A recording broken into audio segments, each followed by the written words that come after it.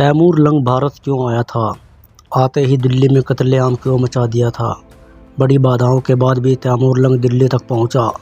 फिर ऐसा क्या हुआ कि उसने इस शहर में ऐसा कोहराम मचाया कि दिल्ली को पनपने में 100 साल लग गए। बड़ी बाधाओं के बाद भी तैमूर दिल्ली तक पहुंचा था, केवल एक मकसद को पूरा करने के लिए। अभी दिल्ली पहुंचने में 1000 किलोमीटर की दूरी बाकी थी और महीनों का वक्त। रास्ते में बर्फ़ से ढकी चट्टानें, गर्मी से झुलसा देने वाले रेगिस्तान और बंजर ज़मीनें। रास्ते में एक ही नदी के इतने घुमाव मिलते हैं कि दिन भर में 40 बार उसे पार करना। यहाँ खाने का एक दाना नहीं उगाया जा सकता था। जो रसद लेकर चलते थे उसी से काम चलाना था। रास्ते में सैनिकों का चलना मुश्किल था। किसी ने पहला रास्ता भी नहीं देखा था, खुद ही बनाना था। जो रास्ते बने वो भी रपटीले और पथरीले, ऐसे कि जिन पर पैदल आदमी ना चल सकता है और न दौड़ सकता है। सैकड़ों मीटर की ऊंचाई से हजारों घोड़े और सैनिक फिसल फिसल कर खाइयों में गिर चुके थे। कई सैनिक बीमार हो चुके थे जिन्हें रास्तों से वापस भेज दिया गया। रास्तों में वजीरों को कई बार मजबूर होकर बादशाह से कहना पड़ा कि हुजूर आप घोड़े से नीचे उतरिए, क्योंकि रास्ता ऐसा नहीं है कि घोड़े पर बैठकर चला जा सके। बादशाह को खुद कई मीलों तक पैदल चलना पड़ा, लेकिन फिर भी उसका इरादा नहीं बदला। उसे केवल अपना लक्ष्य नज़र आ रहा था। एक गुप्तचर ने उसे कुछ रोज़ पहले ही आकर जो बताया था, उसके बाद से उसे सहन में लालच भर दिया गया। सोते जागते चलते फिरते उसे हीरे जवाहरात दिखते थे।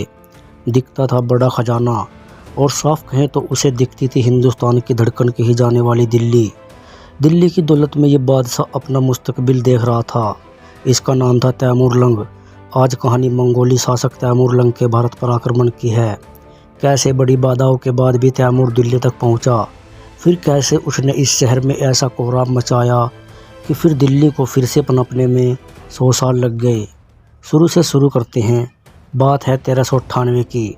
समरकंद का शासक तैमूर लंग मध्य एशिया से होते हुए ईरान और इराक तक आक्रमण कर लूट मार कर चुका था। वापस लौटते समय जब वो अफ़गानिस्तान पहुंचा, तभी काबुल में एक गुप्तचर से मिलने आया। यह गुप्तचर दिल्ली से लौटा था। उसने बादशाह को बताया कि दिल्ली की हालत ठीक नहीं है। दिल्ली के बादशाह फिरोज़ शाह तुगलक की 1388 में मौत होने के बाद वहाँ की सल्तनत कमज़ोर नज़र आ रही है। फिरोज़ शाह की मौत के 10 सालों के अंदर यहाँ कोई शासक बदल चुके हैं। गद्दी के लिए हत्याएं हो रही हैं। दिल्ली के तुगलक वंश की आंतरिक कलह का फ़ायदा उठाते हुए उस पर हमला किया जा सकता है। मौका अच्छा है। कामयाब होते हुए तो इतना माल मिलेगा जो अब तक देखा न होगा।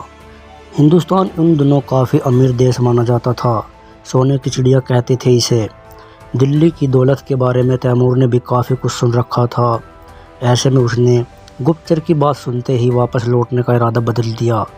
अब उसने अपने सिपहसालारों को बुलाया, उन्हें दिल्ली की स्थिति के बारे में बताया। कहा यह अच्छा मौका है दिल्ली को लूटने का, लेकिन हुजूर कुछ और बातें हैं जिन पर ध्यान दीजिए। दिल्ली के बादशाह नसीरुद्दीन महमूद के पास हाथियों की एक बड़ी फ़ौज भी है, जिससे बड़ी बड़ी सेनाएं कांपती हैं। सुना है कि उसके सामने कोई टिक नहीं पाता है। साथ ही साथ दिल्ली की फ़ौज भी काफ़ी बड़ी है। हमारा मानना है कि एक बार अच्छे से सोच लिया जाए, फिर कोई निर्णय हो। दिल्ली के बादशाह के हाथियों की फ़ौज के बारे में तैमूर लंग ने भी सुन रखा था। इस बारे में उसने अपनी आत्मकथा में लिखा था। समरकंद में ही मैंने भारतीय हाथियों के बारे में कहानियाँ सुनी थी। उनके चारों बख्तर लगा होता था और कहा जाता था कि हाथी के बाहरी दांतों में जहर लगा दिया जाता था, जिनको वो लोगों के पेट में घुसा देते थे। इन हाथियों पर तीरों और भालों का कोई असर नहीं होता था। ये हाथी सूंड में किसी को भी लपेट कर कुचल दिया करते थे, पेड़ तक उखाड़ दिया करते थे। सामने वाली सेना हाथियों के आगे फेल हो जाती थी। जब तैमूर लंग ने दिल्ली जाने का फैसला किया, तैमूर लंग को जब मीटिंग में वजीरों ने दिल्ली के हाथियों वाली बात बताई, तो कुछ देर को वो भी सोच में पड़ गया। उसने कुछ दिन का समय लिया और कुछ रोज़ फिर उसने अपने शिल्पकारों को बुलाया और कहा, देखो कुछ महीनों की ही बात है। अगर जीत गए तो बढ़िया, और अगर ज़्यादा परेशानी आई तो वापस आ जाएंगे। एक चांस लेने में क्या ही दिक्कत है। ये अगस्त का महीना था। तैमूर लंग की फ़ौज दिल्ली कूच करने के लिए तैयार हो गई, लेकिन तैमूर के सामने दिल्ली जीतने से बड़ी चुनौती दिल्ली तक पहुंचने की थी। उसके पास करीब 1 लाख सैनिक थे और इसकी दुगनी संख्या में घोड़े। इन घोड़ों पर राशन लदा हुआ था। तकरीबन 10,000 किलोमीटर का रास्ता तय करना था। तकरीबन 1,000 किलोमीटर का रास्ता तय करना था। मशहूर इतिहासकार जस्टिन मोरज्जी ने अपनी किताब तामेरलैन में इसके बारे में काफ़ी कुछ लिखा है। वो लिखते हैं कि भले ही तैमूर की सेना को लड़ने का ज़बरदस्त अनुभव था, लेकिन दिल्ली तक आने के लिए जैसे रास्तों से उन्हें गुजरना था, उन पर चलने का अनुभव उन्हें नहीं था। आगे लिखते हैं कि कोई भी और सेना होती तो हार मान जाती और आधे रास्ते से वापस लौट जाती, लेकिन तैमूर लंग मरते घोड़ों और सैनिकों को देख कर भी पीछे नहीं हटा। वो लंगड़ा था और उसे कई बार पैदल भी चलना पड़ा, लेकिन उसने इरादा नहीं बदला। दिल्ली सल्तनत के तुगलक वंश के अधीन क्षेत्र 1323-1335 ईस्वी तमाम परेशानियां झेलने और तकरीबन 3 महीने बाद वो सिंधु नदी तक आ पहुंचा। उधर दिल्ली में इस खबर से हड़कंप मच गया था कि यहाँ के बादशाह नसीरुद्दीन महमूद शाह आपसी कलेश के चलते वैसे भी डरे रहते थे। ऐसे में दिल्ली असली हुक्म मल्लू इकबाल खां और सारंग खां का चलता था। ये दोनों बादशाह के वजीर थे। जब तैमूर लंग सिंधु नदी पर आकर रुका तो यहाँ सारंग खां ने उसे आगे बढ़ने से रोका, लेकिन तैमूर लंग ने उसकी सेना को कुछ घंटों में कुचल दिया और आगे बढ़ चला। हम मंगोलों की फ़ौज सिंधु नदी पार करके हिंदुस्तान में घुस चुकी थी। बहुत तेज़ी से यह दिल्ली की ओर बढ़ रही थी। जो भी रास्ते में विरोध करता उसे कुचल दिया जाता। दिल्ली तक पहुँचते पहुँचते तैमूर ने करीब 1 लाख हिंदू लोगों को बंदी बना लिया था, जिन्हें कुछ रोज़ बाद ही मारने का आदेश दे दिया। उसे डर था कि कहीं ये युद्ध के दौरान ऐसा ना हो जाए कि बंदी उत्साहित होकर दिल्ली के सैनिकों के मददगार बन जाएं। इसलिए उसने एक एक बंदी को मरवा दिया। दिल्ली के पास जब तैमूर का काफिला पहुंचा तो उसने दिल्ली की सीमा से सटे लोनी में अपना शिविर लगाया।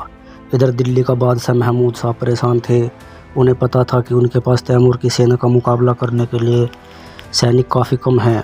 आंतरिक कलह के चलते कई बार दिल्ली के सेना में बगावत हो चुकी थी। सैनिक भी अलग अलग गुटों में बटे हुए थे। बादशाह के पास तकरीबन 10,000 घोड़े, 40,000 सैनिक और करीब 150 हाथी थे। उनके सैनिकों और घोड़ों की संख्या काफ़ी कम थी तैमूर की सेना के सामने, लेकिन बादशाह और उसके खासम खास वजीर को मल्लू इकबाल खान को अपने हाथियों की फ़ौज पर भरोसा था। ये फ़ौज ही उनकी रही सही हिम्मत बांधे हुए थी। जब मल्लू खां का प्लान फेल हो गया, इसी दौरान मल्लू खां ने एक प्लान बनाया। प्लान था कि अचानक तैमूर लंग के शिविर पर हमला किया जाएगा। हो सकता है कि इससे घबराकर वो वापस भाग जाए, लेकिन शायद दिल्ली के बादशाह और उनके वजीर यह भूल गए थे कि तैमूर लंग यूं ही एक के बाद एक देश फतेह नहीं किए थे। उसके लिए कहा जाता था कि वो हमेशा अपने दुश्मन की चाल से एक कदम आगे रहता था।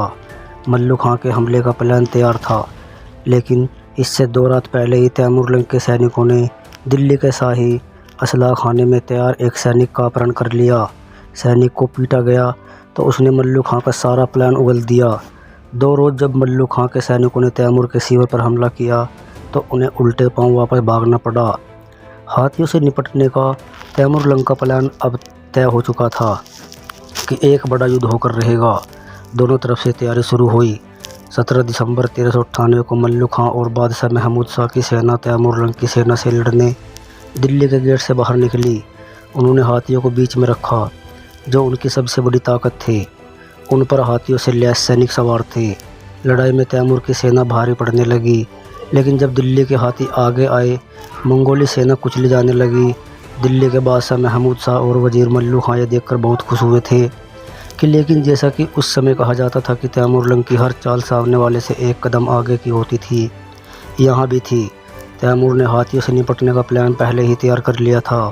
तैमूर लंग ने बैलों और ऊँटों के ऊपर लकड़ी और सूखी घास लदवा दी थी और युद्ध के दौरान जहाँ उन्हें खड़ा किया गया उनके पीछे बड़े बड़े गड्ढे खुदवा दिए। युद्ध में जब दिल्ली की सेना के हाथी आगे आने लगे तो तैमूर ने अपने सैनिकों से ऊँटों और बैलों पर रखी घास में आग लगाने को कहा। जलती आग के साथ जब ऊँट आगे बढ़े तो हाथी डरकर उल्टे भागने लगे। आगे जाते तो गड्ढे में गिरते, इसलिए वो उल्टे भागे। अब वो अपने ही सैनिकों पर चढ़ने लगे थे, उन्हें कुचलने लगे थे। दिल्ली के सैनिकों में इससे हड़कंप मच गया। दिल्ली की हार निश्चित हो गई और कुछ घंटों में तैमूर ने दिल्ली पर कब्जा कर लिया। दिल्ली के बादशाह महमूद शाह और उनके वजीर मल्लू खां दिल्ली छोड़कर जंगलों में भाग गए। जब मंगोली सैनिकों ने दिल्ली के लोगों पर कहर ढाया। इसके बाद दिल्ली में मंगोली सैनिकों ने जश्न मनाया। इस दौरान औरतों को छेड़ने लगे। वो गली गली लोगों को रुपया, पैसा और अनाज लूटने लगे। ये देख दिल्ली के लोगों ने तीखा विरोध किया। सड़कों पर जमकर खून खराबा हुआ। बताते हैं कि जब दिल्ली के लोगों के विरोध के बाद तैमूरलंग को पता चला तो उसने दिल्ली के सभी हिंदुओं को ढूंढ ढूंढ कर कत्ल करने का आदेश दे दिया। अगले 4 दिन तक में सारा शहर खून से रंग गया। इतिहासकार जस्टिन मोरजी लिखते हैं कि तैमूर के सैनिकों को दिल्ली में लूटपाट करने और लोगों को मारने की खुली छूट थी। बड़ी संख्या में लोगों ने बचने के लिए एक मस्जिद में शरण ली। उन्हें लगा कि मंगोली सैनिक यहाँ नहीं आएंगे, लेकिन सैनिकों ने यहाँ छिपे एक एक व्यक्ति को मार दिया। मोरजी के मुताबिक उन्होंने उनके कटे हुए सिरों का ऊंचा ढेर सा लगा दिया। बताते हैं कि इस बीच तैमूरलंग दिल्ली में केवल 15 दिन रहा और इस दौरान उसके वजीरों और सैनिकों ने दिल्ली को बड़ी बेरहमी से लूटा, फसलों को तबाह किया। ऐसा हाल किया कि दिल्ली 100 साल बाद उभर पाई। इतिहासकारों की माने तो दिल्ली उजड़े या बर्बाद हो जाए, तैमूरलंग को इससे मतलब नहीं था, क्योंकि उसे दिल्ली पर शासन करना ही नहीं था। वो केवल दिल्ली में एक मकसद से आया था, वो था उसे लूटने का। उसने अपना यही मकसद पूरा किया और फिर तुरंत समरकंद के लिए वापस निकल गया। चलते चलते एक और बात, तैमूरलंग चंगेज़ खान के लगभग 100 साल बाद पैदा हुआ था। इतिहासकारों की माने तो उसने हमेशा ही खुद को चंगेज़ खान से जोड़ना चाहा, लेकिन उसने चंगेज़ से सिर्फ उसकी क्रूरता सीखी, शासन करना नहीं। तैमूर कभी कोई लड़ाई नहीं हारा, लेकिन फिर भी वो कभी चंगेज़ खान जैसा रुतबा हासिल नहीं कर पाया, क्योंकि युद्ध लड़ने के पीछे उसका मकसद दुनिया को लूटना और बर्बाद ही करना था।